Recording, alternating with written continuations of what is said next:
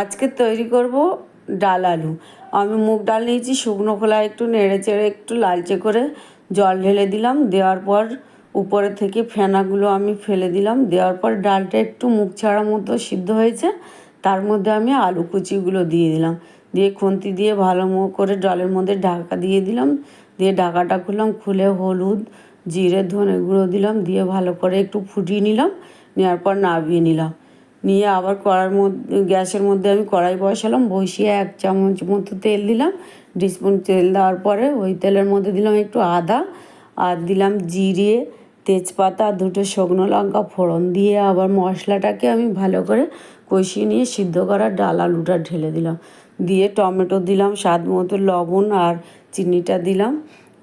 ওটা স্কিপ হয়ে গেছে, দেখাতে পারিনি। তারপরে আমি ঢাকা দিলাম। কিছুক্ষণ পরে ঢাকাটা খুললাম, খুলে একটু নেড়ে চেড়ে আমি ডালটা নামিয়ে নিলাম।